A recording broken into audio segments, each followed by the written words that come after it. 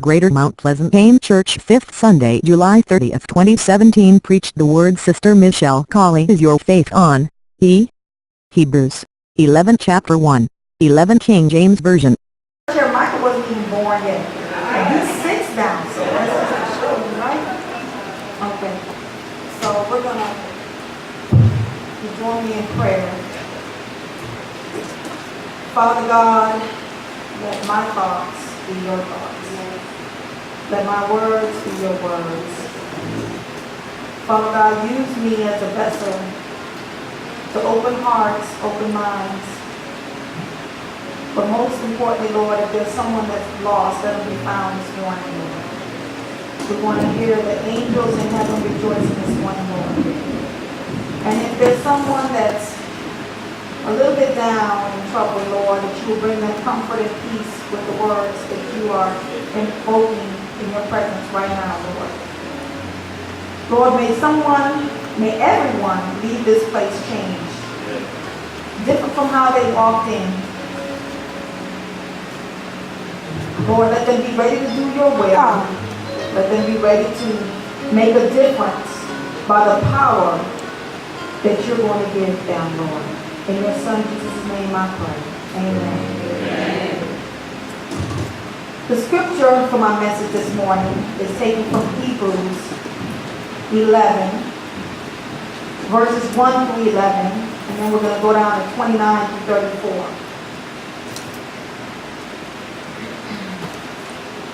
34. Now faith is being sure of what we hope for and certain of what we do not see. This is what the ancients were commended for. By faith we understand that the universe was formed at God's command, so that what is seen was not made out of what was visible. By faith Abel offered God a better sacrifice than Cain did. By faith he was commended as a righteous man when God spoke well of his offerings. And by faith he still speaks even though he is dead. By faith Enoch was taken from this life so that he did not experience death. He could not be found because God had taken him away. For before he was taken, he was commended as one who pleased God. And without faith it is impossible to please God, because anyone who comes to him must believe that he exists and that he rewards those who earnestly seek him. By faith, Noah, when warned about things not yet seen in holy fear, built an ark to save his family. Y'all know they was looking at him like he was a little crazy, right? Okay. By his faith, he condemned the world and became heir of the righteousness that comes by faith. By faith, Abraham, when called to go to a place he would later receive as his inheritance, obeyed and went, even though he did not know where he was going. By faith he made his home in the promised land like a stranger in a foreign country. He lived in tents, as did Isaac and Jacob, who were heirs with him as of the same promise. For he was looking forward to the city with foundations, whose architect and builder is God. By faith Abraham, even though he was past age and Sarah herself was barren, was enabled to become a father because he considered him faithful and who had made the promise. And then we're going to go down to 29. By faith the people passed through the Red Sea as on dry land, but when the Egyptians tried to do so, they were drowned. By faith the walls of Jericho fell after the people had marched around them for 7 days. By faith the prostitute Rahab, because she welcomed the spies, were not killed with those who were disobedient. But what more shall I say? I did not have time to tell about Gideon, Barak, Samson, Jephthah, David, Samuel, and the prophets, who through faith conquered kingdoms, administered justice, and gained what was promised, who shut the mouth of lions, quenched the fury of the flames, and escaped the edge of the sword, whose weakness was turned to strength, and who became powerful in battle and routed foreign armies. So we're going to go back to verse 1. Now faith is being sure of what we hope for and certain from what we do not see. So this message this morning is going to focus on that first verse. So I ask the question, is your faith on E? Hashtag by faith. For the people who tweeting and all Twittering and Snapchat and all that. Hashtag by faith. Another hashtag could be a spiritual power outage, right? All right. So how many of you drive on E? You know, the gas tank is empty. Just yesterday I was heading to a program at Mount Zion, A&E West Park. And I said, well, I'm running late, so I got to take Jillian's car, because mine's on E. That's like, they hear that in the house all the time. I don't have time to stop for gas. I see a lot of jokes, like a picture with the gas gauge, and it has the E, and like the needle is way below the E. And then it says, I can go another 10 miles, I know my car, right? Your friend meanwhile looking at you like, I'm not pushing this car. Okay. Or the joke that has a picture, the gas gauge is on half tank, and it says there's two kinds of people. Those who see their tank as on half and says, oh no, I need to stop for gas. And then there's me.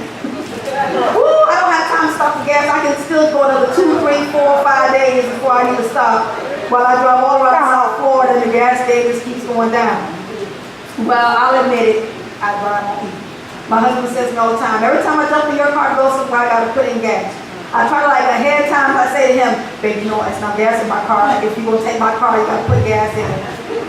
So, anybody else like me driving around on E? I mean, it doesn't have to be all the way on E. Nobody else is admitting it. It's okay, all right. I see some. So some people, but the farmer not, like pointing out is the farmer, like if she don't want to admit it, he's gonna say she drives around on E. Now, I've even like made a New Year's resolution a couple years ago. I said, okay, this year I'm gonna stop, put gas in at half. When I see quarter tank, that's it. I'm gonna stop and get gas. Because you know it's not good to drive on E, right? You get dirt in your tank. It's not the best thing for your car. You actually get better gas mileage when you fill up the tank. And I know all these things, right? But it's a bad habit that I have. So, how many of us believers are riding around with our faith on E? You know, getting dirt in our tank, or better yet, your thoughts, your mind, your spirit. Riding around worrying about life and making your fear bigger than your faith. Creating mountains instead of using your faith to move them. How do you know when your faith is on E? Maybe you say things to yourself like, that's too hard, I can't do that. I won't get that promotion. I'm not going to get the job. I'll never go back to school. I'll never buy a house. I won't ever get married. How am I going to do that? You fill your thoughts with worry. You're losing sleep at night, wondering how you're going to pay all those bills. You don't even open the bills because you're just like, I don't even have enough money to pay the bills. There's too much month left and still no money in the bank. So if you catch yourself saying some of these statements, and you may not be saying them today, or you may have said them last night, or you may have said them last month, but when you say those types of statements, your faith will be on E. Webster's dictionary defines faith as a noun.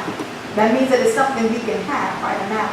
There are two definitions. The first says complete trust or confidence in someone or something. The second states strong belief in God or in the doctrines of religion based on spiritual apprehension rather than proof. So I circle that, rather than proof. We're going to talk about that. For us, our definition is Hebrews 11, verse 1. Now, faith is being sure of what we hope for and certain of what we do not see. How are we sure of what we hope for and certain of what we do not see? And what do we do when we're really not sure and we're really not certain? What does that empty faith look like? You know, you got a doctor that said something to you, and you're like, wow, this is real. I don't know how I'm going to deal with this. And your faith, even though you know and you hear, you come every day and you listen to the word and it says that you're supposed to believe, and he's not, the doctor's not the doctor, but we have a help. It still hits you there, right? You walk out and you're not like, ooh, that was some good news. No, instead you're going, whoa, wait a minute. What examples in the Bible do we have of people that maybe had their faith on E? What about Sarah when she laughed when God, right? Sarah laughed. Yeah. She was like, I can't get pregnant. That's not going to happen. Yeah, that's not, I mean, I can just hear it now because, you know, Abraham was barren, was past his age. She was barren. So what I want you to do when worry is consuming your thoughts, maybe you're seeing the glass as half empty. Maybe you don't even see anything in the glass. How many people have just, sometimes you just don't even see anything in the glass? It's not even half full, it's not even half empty, it's just not, you just can't even see the glass, okay? I'm not the only one that's had those thoughts, right? So, amen, I hear the amen. So have we determined that maybe some of us are on E, but how do you fill up the tank? Well, I'm glad you asked. Just like our gas tanks, we have to stop at the station. You can't just keep driving by the gas stations like I do, because you still be on E. And I drive by and say, oh, I'm looking for a cheaper price, and I'm really thinking, if this gas just get me home, I just don't like stopping at the gas station. But sometimes we just have to stop. So to fill your faith tank, you have to stop. For some of us, that means stopping from our daily busyness of being a mom, being a wife, working more than 40 hours, because all these jobs have us working more than 40 hours. Okay? And the busyness of our daily lives and finding time for God. That's easier said than done. Some people meditate, they do yoga. I'm not one of those, that's not me. But I look at those yoga positions and think, there's no way my body's even going to bend like that. So we're not even trying to go there. So I do other things. I can read, so I read a devotional. I have several that I read. I journal, right? So you're not doing no yoga. She tries. I'm not even going to go there. That's not it. Maybe one day, but not right now. We can do all things through Christ, right? He just said, Michelle, go try that. So, reading a devotional, journaling. I keep a prayer list. I keep one on my phone, when somebody says this is what's going on, or sometimes they just say a prayer for me, I put it on my list in my phone. And sometimes when I look back through that prayer list, I see answered prayers. And that's one of the ways that my tank gets full. Sometimes I go back and read old journal posts and see things that I've gone through and realize, you know what?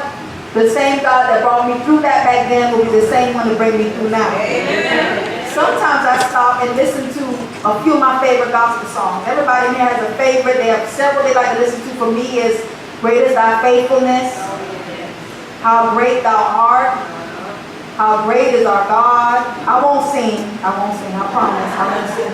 Because my daughter goes, thank you. I love Every Praise and Go Get It by Mary Mary. As a matter of fact, I like any Mary Mary song. You put on Mary Mary and I get excited. And it fills me up. This week as I've been preparing for my sermon, I found a new favorite song. Fill Me Up by Tasha Cobb. The lyrics say, you provide the fire, I'll provide the sacrifice. If I was one of those singing preachers, I'd sing it for y'all, but I'm not. You provide the spirit, and I'll open up inside. Fill me up, God. Fill me up, God. Fill me up, God. I want to run over. What song boosts your spirit? What song refuels your faith tank? I have a little suggestion. The next time you find yourself worrying and your faith is on E, stop, take time for you. Maybe read a devotional, read a scripture, listen to a little gospel music. Sometimes when you're having a bad day or something's not going right at work, just take some time out, walk outside. Like Sister Sherry said at the beginning, breathe in, breathe out. Somebody else is taking their last breath while you're taking that breath. And so that's something to just say, you know what, I can make it through whatever this is. The boss giving you trouble, you just got the call that you didn't want to hear. But just take that deep breath and remember that the reason you're breathing is because there's still work for you to do. When we stop at the gas station, we have to pull up to the pump, right? It's not just stop because, I'll stop to get a soda in a minute, but that's not putting any gas in my tank, right? So when we stop at the gas station, we still have to pull up to the pump, pay for the gas, and then pump the gas. So what happens when you stop and you refuel your faith tank? You still have to pump and pay by praying and reading the Word. The Bible is the pump. So when you pray and read the Word, you hear from God. I also find that if I pray for others, it gives me a boost in my faith tank. Listening to the uplifting music, as I mentioned, is a way to boost my faith tank. And sometimes I remind myself of times He's brought me through a valley. He's brought me through something. and to the mountain top. Some of you may know that my mom was very sick last year. She went through a routine surgery, and due to a doctor's mistake, she spent over a month in ICU and spent almost 2 months in the hospital after months and months of rehab and doctor's visits and nurses. And, but I remember there were many nights that we left the hospital, we were told, be prepared. You might get a call during the night. We don't know. I remember that Monday morning after everything happened and she had been in ICU a couple of days. They said, well, she made it through the weekend. That's a good thing.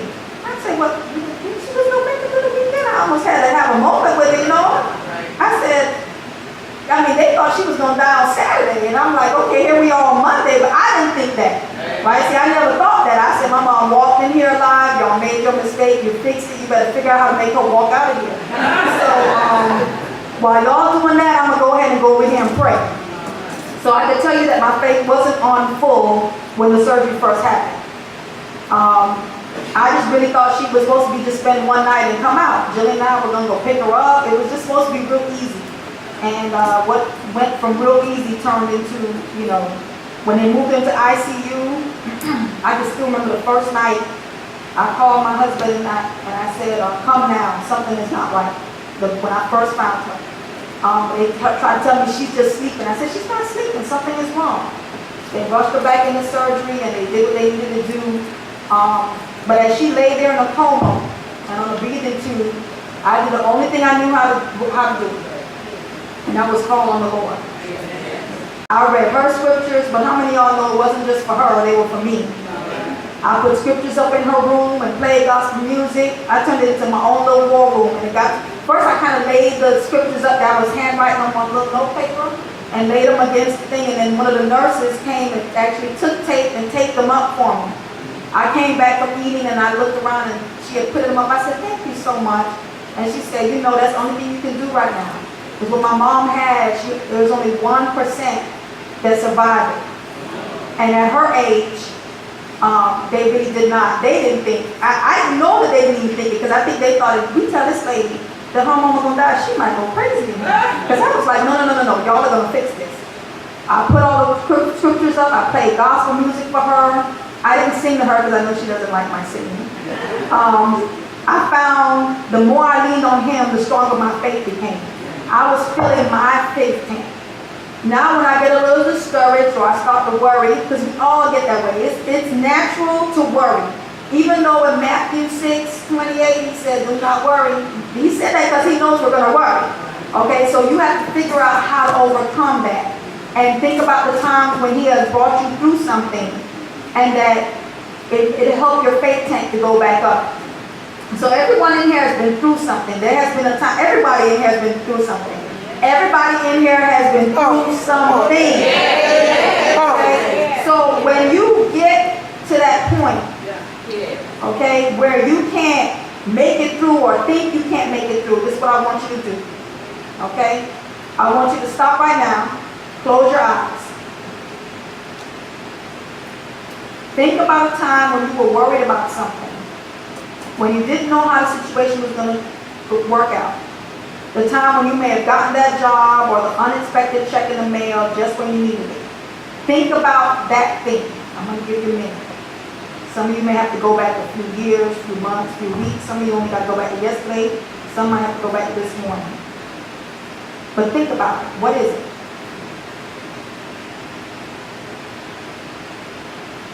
When did he put a comma when you thought it was a period?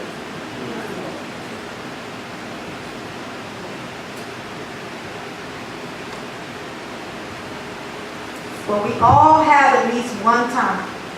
Open your eyes. You have it. You know what that one time is? How many thought of more than one time?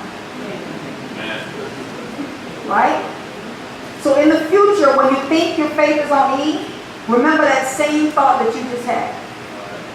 When you feel discouraged, think about the same thing that you just thought about a minute ago that said, I can make it through this. You stop at that very moment. So I don't want you to do this like if you're standing there talking to your boss and they say something. I don't want you to just close your eyes and be like, but I want you to mentally think about it, okay? And know that you can go to that place you just went when you closed your eyes. And so no somebody is saying to you that, or the doctor saying, you can still go back to that moment, okay? Because the boss might look at you like, what's going on here? So I want you to make sure that even if you've never thought about it before, I want you to think about the fact that when your eyes were just closed, that moment you thought about is a testimony. Sometimes when I get discouraged or I just feel real low or I wake up, I don't really wake up sad. I don't have those kind. I wake up like really, I'm one of those people that, more people don't like. I get up and I'm like, but, during the day, something will happen and I'll get discouraged. And so one of the things that I often go back to, and I don't know if my husband remembers this, but I used to we used to have a green Ford Explorer. And one day I was driving along the turnpike heading to work. I used to work in Collie at the time. And out of nowhere it just started heavy rain.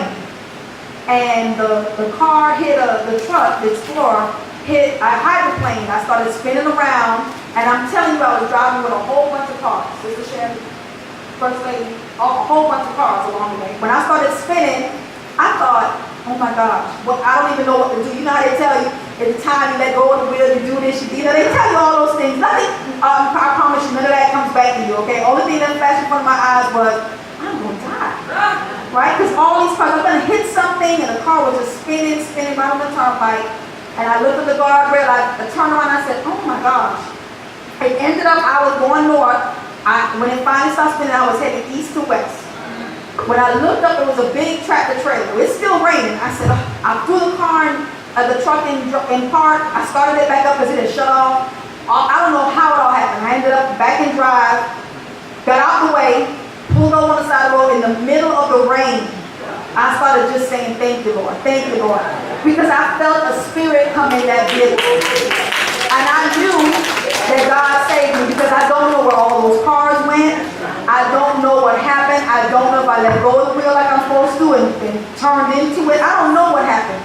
But anytime I get discouraged, I think back to that day because I felt the Spirit of God in that truck with me. I got the word. I was shaking. I got the word. They were like, you okay? I'm all wet because I got out of the car and thank God that day. I hadn't had any kids yet. I don't know if my husband remembers this, but his brother had just passed away, and all I kept thinking was, he can't lose me too. He can't lose me too. So Lord, and I was just praying and thanking God and saying right then, Jesus, I need you to save me. So I'm thankful, but those are types of things that you have to remember when you're going through. Those are the types of things that will fill your faith tank. It's memories like that, and I'm talking that's 19, 20 years ago, right? And it's still, I can remember it like it was today. So, we have to start, now you stopped at the faith station, right? You prayed at the pump, you read a word, but after you drive off, what happens? So you're a little bit full, but you're not quite there. Okay, usually after we paid the pump and we got our gas, but if you're like me, you say, 369 miles before I got to stop again, right? Woo, 369 miles empty. Well, that's when we head off to work or our errands or whatever path that we need to take that day. Well, it's the same with our faith tanks. We have to start working towards God's purpose in our lives and operating in our gifts. The feeling we get is similar to when we start the car after we've fueled up and the gas gauge is now full. Yeah, that feeling of peace. Let's go. That's right. You're good to go. Feeling of peace, especially in my car, because I'm like, ooh, let's go. It's time. I hit the gas. First of all, when I'm on E, I don't go, I'm not driving as fast. I start to turn the AC off. I tell the kids, put the window down. Now we got gas. Put the window up, turn the AC on, and let's go, right? Well, I find that once I'm being obedient to God's plan and working towards His purpose, and my faith gets filled. It's the same feeling as pulling away from the pump. Every believer has the same measure of faith. That means that you and I have the same measure of faith. You and I have the same measure of faith. You and I have the same measure of faith. It's not that I have any more faith than you do, or you have any more than me. Why would it seem like one has more than another? It's because of the exercise of our faith. So, just like when we eat the wrong things and don't exercise our body and it's out of shape, the same thing happens with our faith. When we don't exercise our faith by stepping out on faith sometimes, which is finding our gifts, Sometimes we're like, Brother Richard, we got to step out on faith. Right? And sometimes when we don't step out on faith, our faith tank starts to deplete again. It's almost like going to the gas station and filling up and then never driving off. Okay, I'm going to repeat that because some of y'all might catch it on the way home. It's almost like going to the gas station, filling up, and then you don't drive off. All right, so how do we find that purpose? Using our gifts as part of our divine plan. That will lead to our growth in our faith. So tonight, as you head to bed, of course you find it by reading scriptures, you find it by reading the word, but if you're not taking the time to do that, you don't know exactly where you're going to go. And every day that we wake up, it's because we still have work to do. If he was done with us, we wouldn't be here. Okay, so everybody in here, from the youngest to the oldest, still has work to be done. He still has a dream he has given you that you need to bring to fruition, and if he gave you the vision, he'll give you the provision. Okay? So sometimes we just have to step out on that faith. So tonight as you head to bed, I want you to pray that God will show you his direction in your life. Not our direction, because I'm good, and I'm real good for that. I say, well, I'm going over here, Lord. He said, well, what? So I'm going to give you a little story, and I know I got a few minutes left, on how I even got here today. The last time that it was Fifth Sunday, and it was Missionary Sunday, my husband decided to go to the Bahamas that morning, so I had to drop him to the airport, and I was running late for Bethel. So I said, well, by the time Bethel starts an hour before, they start at 10. So I said, well, I'm right here by the airport. I said, Jillian, why don't we go to the Mount today? So I said, because I won't be late for the Mount, but I was going to be real late at Bethel, and I was going to be trying to tiptoe in and barely hear Reverend Moise preach, right?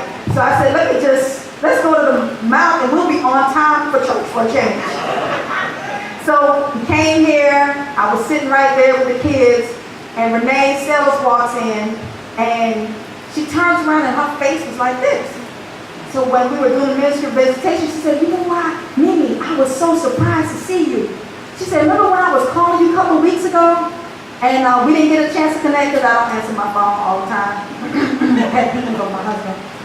So, I don't answer my phone all the time. So I missed her call. We couldn't miss each other. She said, I wanted you to speak this morning. And I said, you don't still need me to speak, right? Because I don't have.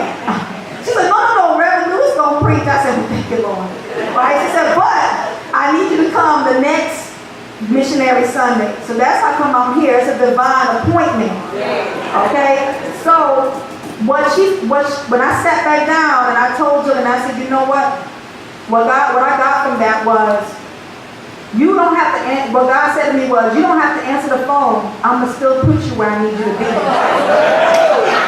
And that translates to, you don't have to answer your calling, but he's still going to put you where he needs you to be.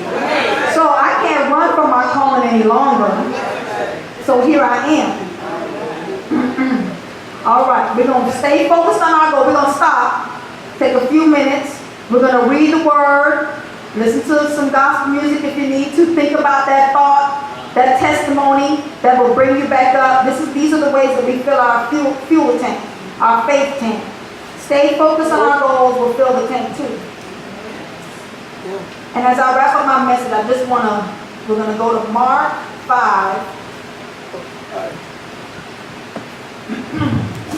We're going to Mark 5 if you want to go in your Bibles. It's Mark 5, 24 to 34. Everybody knows this story. It's the woman with the issue with the blood. Of blood. I could see her unclean. I'm trying to find it. I have my little thing mark. Okay. So Jesus went with him. A large crowd followed and pressed around him. And a woman was there who had been subject to bleeding for 12 years. So people were talking about her. Healed. She'd been bleeding for 12 years. She went to the doctors. She had suffered a great deal under the care of many doctors and had spent all she had. So she was broke, tired, unclean. Then she heard Jesus was coming to town. She said, well, you know what? Let's see what it says here. She said, when she heard about Jesus, she came up behind him in the crowd and touched his cloak. because she thought if I just touch his clothes, I will be healed. Immediately her bleeding stopped and she felt in her body that she was free from her suffering. At once Jesus realized that power had gone out from him. He turned around in the crowd and asked, "Who touched my clothes?" Now I want you to picture the crowd of people that were around him. Yet still he felt that the power, not FPL, but the power of God that we just sang about, had left him. He asked, "Who touched my clothes?" You see the people crowded against you, said the disciples, and yet you can ask, "Who touched me?" Everybody touching you. But Jesus kept looking around. That's not how he said it. That's how he said it. That's Michelle's. But Jesus kept looking around to see who had done it. Then the woman, knowing what had happened to her, came and fell at his feet, and trembling with fear, told him the whole truth. He said to her, "Daughter, your faith has healed you. Go in peace and be free from your suffering." She said, "If I just touch his clothes, I have to get to him. I have to press through the crowd. I have to press my way to Jesus." Do you think her faith was on empty or on full? It was full. What did he say to her? He said, "Daughter, your faith has healed you. Go in peace and be free from your suffering." Someone today came in here with your faith on E. You feeling hopeless instead of hope-filled. You're feeling tired and frustrated. You're constantly asking, "Why me?" And just like this unnamed woman he healed, Jesus is waiting for you today to press your way to him. And your faith will heal you. Pressing towards him will fill your faith tank. He wants you to stop at the faith station, start to pump from his word and pray, and then move along the path to your purpose. So again, I ask you, is your faith on E? Thank you.